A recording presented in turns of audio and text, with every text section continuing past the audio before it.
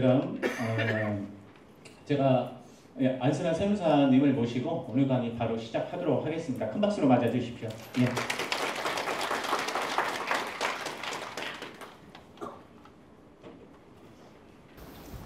예, 반갑습니다. 안순환입니다. 제 이름을 퀴즈를 내가지고 이렇게 선물까지 주는 소개는 처음 받아봤습니다. 영광스럽기도 하고요. 제가 사실은 공인중개사 실무 강의를 93년부터 7년간 전국 협회 강의를 제가 했었습니다. 그때 아마 세계일보사에서 강의를 제가 한 기억이 나는데 일주일에 약 700명 정도 강의를 오셨던 것 같아요. 그 강의를 통해서 제가 2005년도에 세무사회 강의에 데뷔를 했고 그 강의가 어떻게 히트를 치는 바람에 제가 양도소득세라는 책을 또 쓰게 됐습니다. 본의 아니게 양도세 분야에 어떤 제가 전문화돼서 지금은 세무공무원들과 세무사를 가르치는 그런 지위까지 제가 된 것 같습니다. 그래서 여러분들하고는 저하고는 특별한 인연 같아서요. 좀 반갑기도 하고 평택이라는 곳에 강의는 제가 처음 와봤습니다. 수도권에서 강의는 해봤지만은 그래서 여러분들에 대한 지역적 특색을 제가 조금 몰라서 강의에 들어가기 전에 몇 가지 좀 여러분들한테 좀 자문을 구하고 도움을 좀 구하려고 합니다. 평택에서 이슈가 주로 뭔지, 여러분들이 제일 뭘 궁금해 하는지, 관련 없는 얘기만 열심히 하고 가면 필요 없잖아요. 저는 제주도 가가지고 다주택 중과규정, 비사업용 토지 열심히 강의했는데 우리 세무사님 98명이 오셔가지고 1시간 지나가니까 제주도하고는 아무 상관없대요. 목장만 알려달래요. 거기 목장만 얘기 열심히 하고 왔거든요. 그러니까 지역마다 조금씩 다릅니다. 그래서 평택이라고 한다면 평택 지역의 특별한 이슈가 뭔지를 제가 좀 알아야 될 것 같아서 여기 평택에만 있는 특별한 이슈가 뭐가 있을까요? 제일 많이 여러분들이 궁금해하는 거. 분양권이요. 분양권 전매. 네, 이주자 택지. 이주자 택지. 예. 또요. 자격농지. 예. 전혀 이게 저희들 다른 지역 같으면 얘기가 없는 얘기들이거든요. 분양권. 동의하십니까? 여러분들 동의를 해주셔야 돼. 혼자만 이렇게 궁금해하지만 자기 개인적 일이라서 이거는 안 되고. 그 다음에 이주자 택지. 그 다음에 자격농지. 또 뭐 있을까요? 네? 다주택. 이건 전국적인 현상이니까 당연히 하고 가겠죠? 예, 다주택자. 또? 환지 받은 거에 대한 양도소득세 기준이요. 환지에 대한 양도세 기준? 네. 환지 토지. 이거는 굉장히 고난도 얘기를 물으시는데요? 개인적인 거 아닌가요? 역시 환지 다 궁금하세요? 이거는 공인중개사 상도로 제가 강의해 본 적이 없어요. 묻지를 않아요. 역시 평택의 이슈가 다르네요, 벌써. 또? 임야 어쩌다고, 임야가? 네? 임야 매매와 관련된 세금. 이것도 임야만 문제될까? 임야 중에서도 뭐가 문제된가요? 임야 개발에 관련된 거요? 임야 개발에 관련된 거? 임야를 개발해서 뭘 만들어요? 택지를 만들거나 공장용지를 만들었다는 말씀인가요? 예. 이거는 별도로 컨설팅을 받아야 할 내용인데 여기서 지금 하시는 건 아닐 것 같은데요. 예. 개인적 프로젝트잖아요. 전체적으로 다 일괄해서 가서 제가 이제 개별적으로 조금 언급을 해드려 보겠습니다만 또 이상하네. 전혀 다른 곳에서는 고덕 산업단지요. 고덕 산업단지. 산업단지요? 아니 이거 전부 다 개인적으로 돈 내고 지금 컨설팅 받을 내용들을 갖다 여기서 공개적으로 뭘 어떻게 컨셉을 잡아야 될지는 모르겠지만 이쪽은 산업단지와 관련된 거 하여튼 알아볼게요. 네, 또 공인중개사 창업 시 세무 관련된 내용입니다. 공인중개사가 창업 시 세무 관련. 그러면 중개사님 거를 말씀하시는 거예요? 중개사 본인 거? 오늘 우리한테 주어진 시간이 얼마죠? 한 10시간 되나요? 여러분 3시간 내에 끝내야 되는데 제가 오늘 해야 될 것도 많은 것 같은데 근데 전혀 다른 곳에서는 묻지도 않고 따지지도 않는 걸 여기서는 좀 해달라고 그러는 거예요. 또 하여튼 제가 할 수 있는 건 해보고. 이 정도면 되겠어요? 네? 농지 수용도 이거 산업단지랑 다 같이 들어갈 것 같은데요? 예. 어쨌든 그거는 공익사업의 수용 쪽에서 같이 한번 봐볼게요. 공익사업의 수용에서 같이 봐보죠. 예. 우선 양도소득세와 관련해서 양도소득세는 팔기 전에 상담 받는 것과 팔고 난 다음에 받는 것과 차이가 있을까요? 없을까요? 예? 있어요. 세무사마다 차이가 있을까요? 세무사마다 똑같을까요? 어떻게 차이가 있던가요? 능력에 따라. 근데 그 능력은 어떤 능력일까요? 그거는 느끼세요? 근데 제가 이제 기본적으로 한마디만 들어보면 이런 차이예요. 일반적인 세무사님들은 본업이 뭐냐면, 본업이 사업자를 관리해 드리는 거예요. 사업자와 관련된 세금이에요. 사업자와 관련된 세금은 뭐예요? 부가가치세, 소득세, 법인세예요. 그쵸? 예, 법인세. 그러니까 여기서 말씀드린 사업자 외에 우리가 개인적으로 해당되는 세금은 우리 부동산 관련된 양도소득세, 예, 그 다음에 상속세, 그 다음에 증여세. 요거는 사업자하고는 아무 상관이 없는 세금이잖아요. 그쵸? 아무 상관이 없어. 근데 요거는 본인들이 본업으로 해야 되기 때문에 세무사를 합격하는 순간, 개업하는 순간, 요거는 미스가 나면 안 되는 거예요. 계속적으로 반복적으로 일을 계속 해야 되기 때문에. 그리고 요거는 프로그램으로 잘 짜져 있어요. 그래서 기본적으로 직원들이 입력을 시켜놓고 세무사가 마지막 하는 것은 조정 프로그램까지 기가 막히게 잘 짜 있어요. 최종적으로 몇 가지만 체크하면은 실수가 없어요. 실수가 있다 하더라도 묻혀버려요. 세무조사 나오면 걸릴까 말까 해요. 그래서 이 업무와 관련된 것은 거의 수준이, 예, 1년 차나 2년 차나 3년 차나 그 대신 7년 차, 15년 차 가면 더 내려가요. 오히려 실력이 떨어져요. 세무사님 골프만 치잖아요. 그죠? 실력이 떨어져 버려. 그런데 양도상속 중에는 이건 어쩌다 한 번씩 물어봐. 근데 여러분이 물어보면서 돈을 주세요? 안 주세요? 전화로 물어보고 가서 물으면 다 무료상담이잖아요. 돈도 안 되잖아요. 근데 왜 모르면 어떻게 해? 쪽팔려. 모르면 쪽팔리는 세금. 그러니까 본인들이 세금을 계산해서 실수하지 않을 정도만 아는 거예요. 그렇게밖에 못하는 거예요. 그렇게밖에 못하는 거예요. 근데 오늘 제가 여러분한테는 새로운 세상을 제가 보여드려요. 왜? 저도 제가 강의만 하고 할 때는 저도 몰랐으니까. 근데 제가 3년 전에 세무법인 다소를 우리나라에서 최고로 크게 최단기간에 만들었는데 실패를 합니다. 실패를 해요. 대한민국 우리 세무법인 다소리 80개가 있어요. 우리 본점에 20명의 최고 난다긴다는 대표 세무사님을 제가 다 모셔왔어요. 근데 문제가 뭐가 있는 줄 아세요? 서울법대 동문회는 동창회가 없어요. 아세요? 서울법대 동문회가 없다는 거 모르세요? 동지회가. 여러분들끼리 다 동기에 있잖아. 그렇죠? 여러분만 돼도 서울법대는 없어요. 똑똑하고 잘난 사람만 다 모아놓으니까 이게 하나가 안 뭉쳐지는 거예요. 안 되는 거예요. 예. 제가 손을 들었어요. 그리고 다 나가시라. 지적으로 다 나가시라. 나는 새로운 개척을 한번 해보겠다. 내가 꿈꾸는.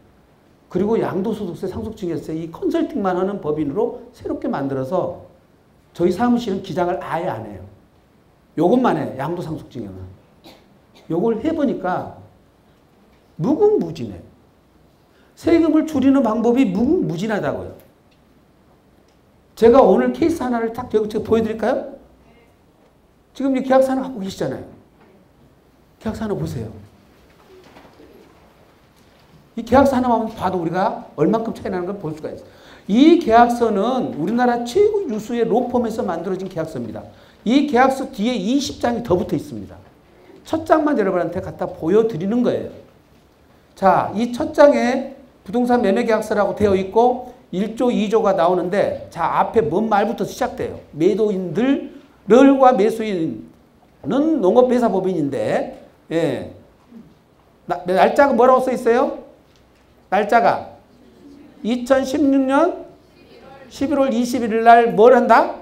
계약을 체결한다. 그쵸?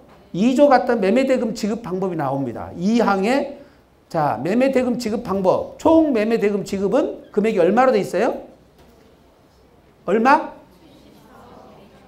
74억 정도로 돼 있죠? 예, 74억 정도로 돼 있어. 요것에 대한 잔금이 얼마로 돼 있어? 언제예요, 잔금이? 2016년 11월 21일. 계약일자가 며칠이었어요? 11월 21일.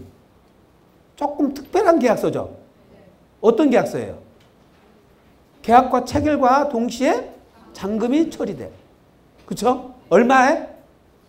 74억. 이런 계약은 보통 매도자가 급합니까? 매수자가 급합니까? 예? 역시 전문가들이시죠. 또 매도자라는 분이 있으시네. 매도자가 왜 급해요? 매도자가 왜 급할까? 매도자가 돈이 아무리 급한다고 하더라도 74억 일시로 달라고 누가 줘요? 택도 없는 얘기예요. 이거는 1년 전에 60억의 매매를 희망을 했는데 매도자가 안 팔았어. 14억이 더 올라갔어. 74억으로 올라갔어요. 74억. 그래서 74억의 매수자는 급한 거예요. 잔금 치르고 인감 받아서 그날로 등기까지 다 끝낸 거예요. 농업법인에서 샀잖아, 이거. 재벌그룹의 농업법인에서 자기들이 꼭 필요한 땅이에요. 꼭 필요한 땅. 여주에 있는 과수원인데 골프장 옆에 있어요. 제가 보기에는 아마 골프텔 같은 거 짓기 위한 적기 땅이겠죠. 그런 땅이었겠죠. 예. 임시로 농업법인을 설립해가지고 사놨겠죠. 일반 법인 안 되니까. 딱 냄새가 나잖아요. 그렇죠? 예. 자, 그러면 요 땅이 과수원인데 20년 됐어요. 여러분이 보시기에 74억짜리 팔면 양도세가 얼마 정도 나옵니까? 20년 됐어. 대충 감 잡으면 얼마 정도 나오겠어요? 과수원. 10억. 네? 21억. 또 얼마 정도 했어요? 감이 안 오세요? 여러분 대충 팔 때 세금 안 물어보세요? 21억. 네? 얼마? 30억? 어디서 오셨어요? 현업을 안 하는데 감각이 이렇게 잘 좋으셔. 박수 한번 쳐주실래요? 일단 질러보는 거예요. 되든지 안 되든지.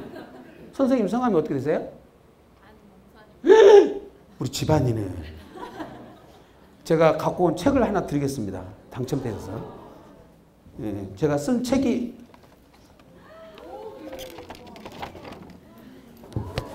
이 책. 예. 양도소득세. 예. 이 책을 한 권을 좀 이따 사인해서 드릴게요. 예. 여러분 생각에 30억 그러니까 말도 안 된다고 생각하셨잖아요. 34억이 나온 거예요. 34억. 잘 상상 안 가죠? 비사업용 토지에 걸려서 34억이 나왔다고요. 예. 근데 자, 74억에 팔고 세금을 34억 냈어. 그래도 40억 남았어. 우리 같으면, 여러분 같으면 행복해요? 안 해요? 안 해요. 아니, 세금 얼마 냈냐가 아니라 40억 남았다는 돈 가지고 행복하냐고 안 하냐고요? 그래도 안 한다? 34억에 너무 강렬하게 꽂아버렸어. 그쵸? 그래, 여러분도 행복할 수가 없어. 34억을 내고 나서 40억이 남아도 행복할 수가 없어. 근데 이분은 더 불행한 것이 거기 꼭 우리가 결혼해 가지고 신혼여행 갈 때 공항 가갖고 후회하는 사람들이 많다고 그러잖아요. 예, 비교를 해보고 내 것이 어쩐가 저 것이 어쩐가 딱 비교해보면 예, 사람이 비교하는 데서 또 한 번 더 불행해지는 거예요. 이분이 잔금일자를 이렇게 쓰지를 말고 요거를 40일만 늦춰가지고 2017년 1월 2일자만 썼어도 34억이 아니라 세금이 24억으로 줄어버려요. 그 사실을 알아버리면 이제 그 다음에 얼마나 또 불행해져요? 응? 잠이 와요, 안 와요? 안 와. 밥이 먹혀요, 안 먹혀요? 다이어트 자동으로 되어버렸어요. 네, 한 달 만에 6kg 쫙 빠져버려요. 자, 여러분 다이어트는 방법 아시겠죠? 이렇게 사고를 한번 쳐버려요. 자동으로 쫙 돼. 네. 자, 거기까지도 또 이제 10억을 또 더 냈다고 그랬잖아요? 좀 이따 왜 더 낸 이유를 설명하기로 하고. 계약서 1조 한번 보세요. 1. 토지가 총 얼마예요? 61,174제곱미터. 자, 이 지상몰 해가지고 1번에 토지상의 모든 수목, 유실수 약 5,500주 다 써있죠. 예, 아까 과손이라고 그랬죠. 여기에 가서 현장 갔더니 사과나무, 배나무가 5,500주예요. 5,500주. 여기 15년 다 이상이에요. 주당 시세가 20만 원짜리입니다. 그러면 얼마예요? 얼마? 11억. 여러분 공부하실 때 양도소득세 과세 대상은 뭐라고 그랬어? 부동산. 부동산을 취득할 수 있는 권리. 그 다음 뭐 했어요? 주식 등 기타 자산. 4가지 배웠죠? 사과나무, 배나무도 양도세 낸다고 돼 있어요? 근데 계약서에 어떻게 들어놨어? 74억 중에 사과나무, 배나무가 빠져 있어요? 뺐어요? 같이 들어갔어요? 포함이잖아요. 여러분들 계약서 쓸 때 어떻게 썼어요? 여러분들 한번 생각해봐. 어떻게 썼어? 예. 제가 모텔 파신 분한테 제가 우리 거래처 모텔 팔길래 모텔 계약서를 이렇게 쓰라고 그랬어요. 예. 장부를 제가 보니까 토지가 25억 제패요. 건물이 15억 제패요. 예. 직기비품이 10억이에요. 이렇게 계약서를 쓰라고 했더니 여기 50억에 팔았거든요. 신촌에서 모텔만 20년 파신 분이 계약서 이렇게 써 본 적이 없대요. 여러분, 그 모텔에 있는 직기비품이 양도세 과세 대상이에요? 아니에요? 아니잖아요. 여러분 모텔 팔 때 그 계약서 그렇게 구분했어요? 지금 생각해 보니까. 했어요? 안 했어요? 여러분도 안 했잖아요. 우리나라 양도세가 막 세수가 넘쳐나는 거 아시겠어요? 어떻게 해서 넘쳐나? 이렇게 해서 막 내줘버려. 국가 조국을 사랑한가 봐. 말도 안 되게. 이렇게 해갖고 세금을 또 5억을 더 낸 거예요. 아까 11억. 요게 5억을 더 낸 거예요. 5억. 11억. 이거를 양도하기 전에 사전 컨설팅을 우리 같은 사람한테 받았다면 세금을 4억을 더 줄 수가 있었다고요. 4억을. 네? 4억을 또 줄 수가 있었어요. 요거에서 5억을 더 냈고 컨설팅을 또 받았으면 4억을 더 줄 수 있어. 그럼 어떻게 돼? 전부 하면 10억까지 플러스면 약 19억 정도가 세금을 과하게 내줬다. 이분은 적정하게 15억 냈으면 끝낼 수 있었다는 거예요. 이 양반이 계약서 쓸 때 세법은 개정되고 있었다고요. 12월 2일 날 세법 통과됩니다. 뭐라고? 여러분 기억나실 거예요. 2016년도에 15년도에 비사문 토지도 장기보유 특별공제를 해주도록 법이 고쳐졌어. 근데 이상한 국회의원 한 사람 때문에 말도 안 되게 법이 고쳐진 거예요. 장기보유 특별공제를 해주긴 해주는데 보유기간 기산일을 취득일이 아니라 2016년 1월 1일부터 기산해 준다는 거예요. 말이 돼요? 머리가 그렇게 천재 같은 사람 국회의원 시켜놓으면 안 돼. 제가 보기에 그래요.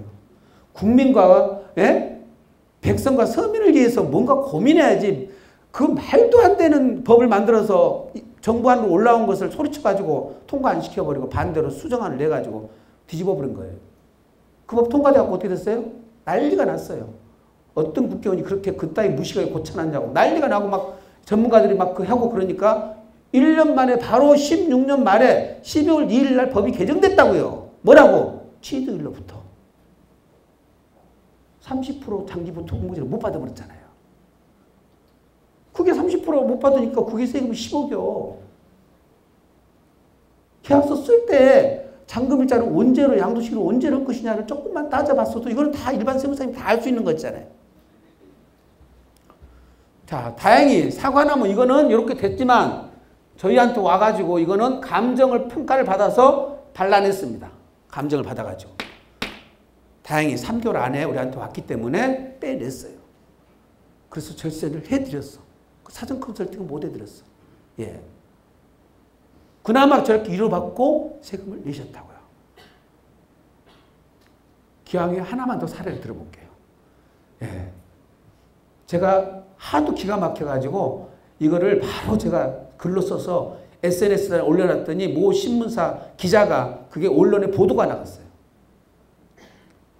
얼마나 기가 막힌 세법인가 보실래요? 우리 세무사님이 저희한테 오셨어요. 저한테. 당신 후배가 아파트를 팔았는데 1세대 1주택이라고 알고 팔아가지고 세금 3천만 원 주고 팔았더니 자기가 계산해 보니까 1세대 1주택이 아니라는 거예요. 아니라는 거예요. 서초동에 있는 예, 자이 아파트, 자이. 그런데 이게 3억 정도에 사가지고 17억에 팔았습니다. 보유기간은 약 15년. 14억 정도 남았죠? 예. 본인이 세무사님한테 가서 뭐라고 상담을 했냐면 나는 1세대 1주택인데 내 세금이 얼마인가 계산해 주세요. 이렇게 물어보셨어요. 우리가 좀 사실 때 좀 질문하는 것도 나는 볼 때 굉장히 중요하다고 생각해요. 예. 질문하는 것이 굉장히 중요하다고 생각해요. 기왕이면 세무사님한테 가셨으니까 세무사님 제가 이 집을 팔려고 그러는데 세금이 얼마 정도 나올까요? 이렇게 물어보면 전반적으로 다 검토를 해드리죠. 그쵸? 예. 근데 뭐라고 지금 질문했어? 내가 1세대 1주택인데 세금이 얼마인가? 1세대 1주택은 당신 판단할 필요 없다 이 말이죠. 내가 똑똑히 갖고 내가 다 알아봤으니까 그것까지는 판단할 필요 없어. 내가 판단했어 이 말이에요. 예. 그래서 판단해 준 대로 이거 계산 3분 만에 끝나죠. 3분도 안 걸리잖아요. 여러분도 계산할 수 있잖아요. 3천만 원입니다. 오 싸네요. 얼마 안 되네요. 수수료 얼마예요? 예. 한 5만 원 받고 보낼 거예요. 이 외에도 집이 세 채가 더 있었어요. 세 채. 조금 이따 나오지만 3주택이 더 있었다.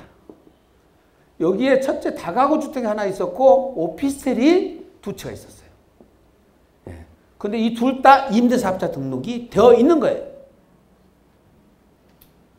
장기 임대사업자로 등록을 되어 있으면 주택수에서 빠진다. 알죠? 예. 그 다음에 요건을 하나 더 검토를 해봤더니 반드시 양도하는 주택은 2년 이상 거주하라. 그거는 아세요? 14분이 잘 모르고 계셔 지금. 뭐? 거주주택 없어졌는데? 그렇게 알고 계신 분이 14분 정도 있어 지금 여기도.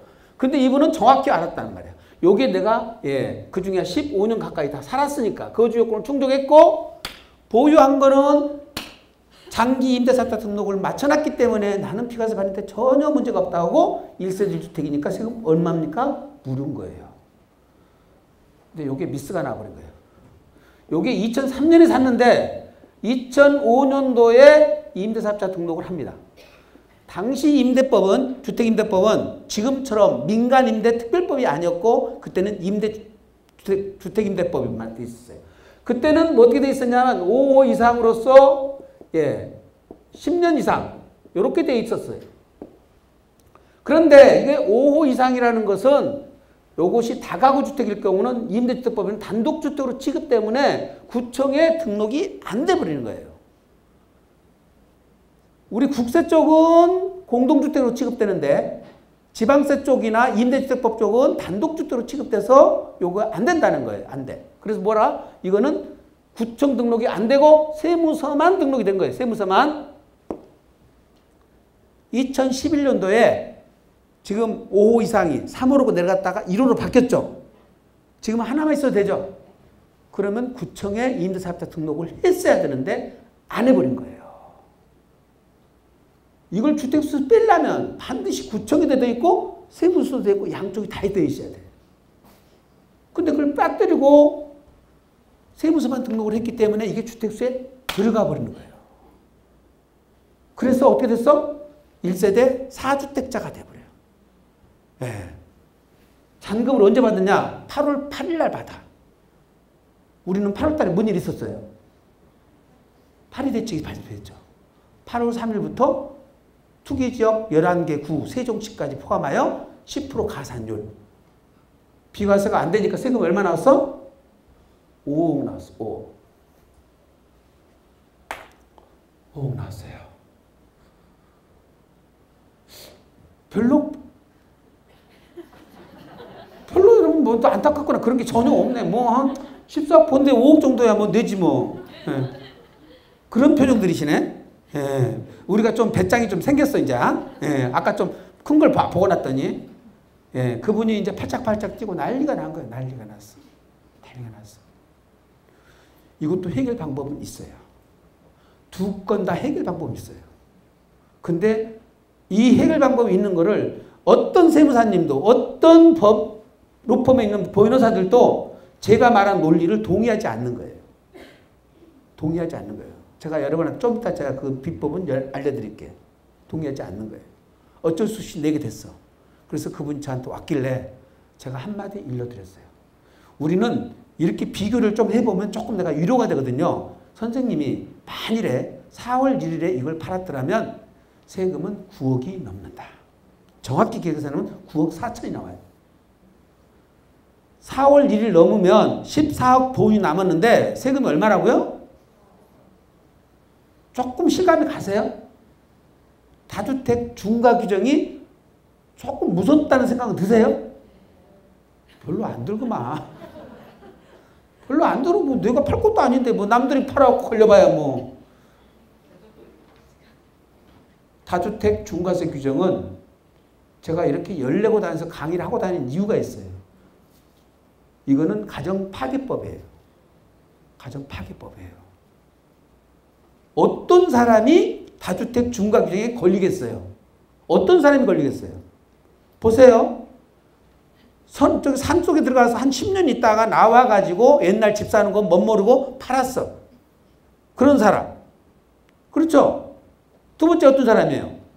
내가 집 한 채라고 이렇게 자만심에 의해서 나는 분명히 한 채라고 내가 확신하고 이렇게 착오로 잘못 파는 사람. 세 번째는 뭐예요? 이미 부도나게 생겼어. 중과세나 마나 나는 어쩔 수가 없어. 그쵸? 이리 주거나 저리 주거나 마찬가지니까 팔아버린 사람. 네 번째 누구야? 정신병자나 미친 사람. 이 네 가지 경우가 아니고는 걸려들 수가 없어요. 남은 금액이 2억 남았다면 거기에 70%가 가까이가 세금인데 어떻게 팔아요, 그거를? 팔겠어요? 못 판다고요. 다주택 중과 규정은 여러분은 걱정할 것이 없어. 안 팔면 돼, 안 팔면. 아주 간단한 방법이에요. 네. 전에 비사업용 토지도 마찬가지였습니다. 우리 세무사님들이 못 팔게. 판단도 잘 안 되고, 긴지 아닌지도 모르겠어. 똑같습니다. 다주택 중과 규정, 지구상에 한 채 있는 분들은 몰라도 두 채만 되면 여러분들이 절대 판단해 주시면 안 돼요. 절대로. 오늘 이 강의도 마찬가지로 제가 여러분한테 지금 강의를 해드린 거는 중간 역할을 해주시는 분으로서 정확하게 소통을 해달라는 것이지 여러분이 판단했다는 큰일 나요. 큰일 납니다. 그래서 오늘 이 두 가지 사례만 갖고도 여러분이 아이디어가 이제 생길 거예요. 아, 이거는 예, 집이 판다. 두 채다. 뭐 다른 건물도 있다. 그러면 반드시 전문가 한 군데도 안 돼. 두 군데, 세 군데를 가보셔야 돼.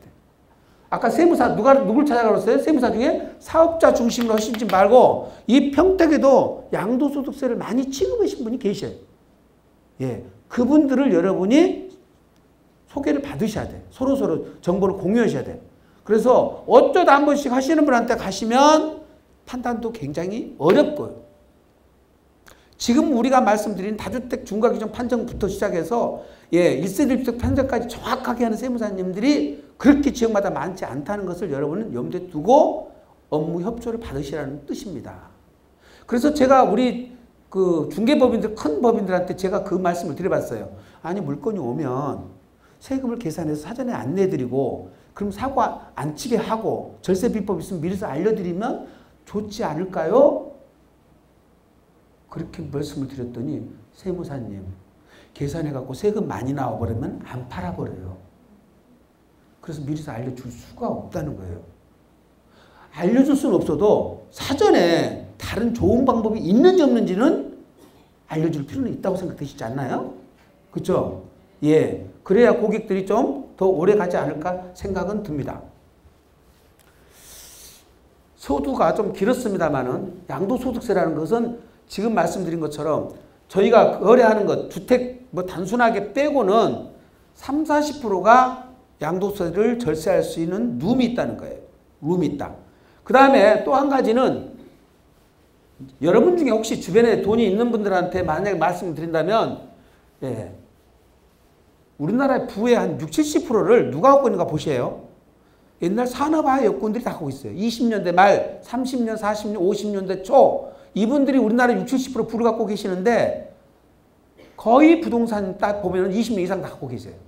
팔려가니까 세금이 기본적으로 20에서 25% 나오고 비사토는 30에서 35% 나와요. 그게 못 팔아요.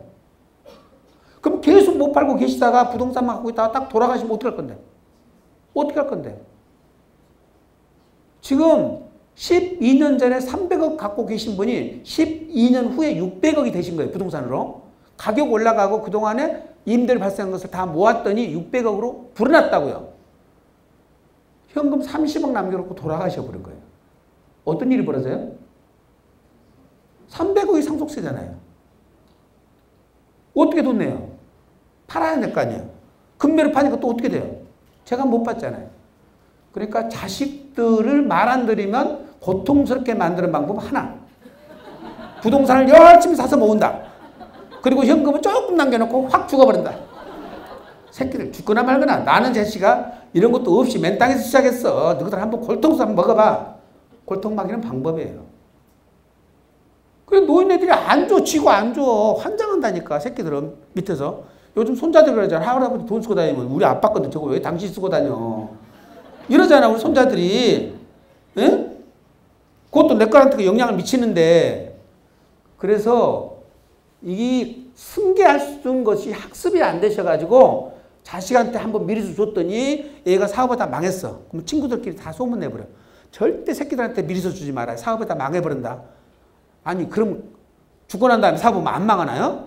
살아계실 때면 망하고 10번 망할 수 있도록 10분의 1씩 주는 거예요. 망해보라고. 망해야 배우는 거잖아요. 여러분들 자식들 그렇게 가르치셔야 돼요. 한꺼번에 주면 한꺼번에 망해버리고 망하는 것도 그것도 성공 밑거름인데 예, 제가 보기엔 그래요. 제가 보기엔. 그래 놓고는 건물 6채 갖고 계시잖아요. 자식들한테 3채 주고 거기다 딱 가등기까지 해놓은 아버지도 있어.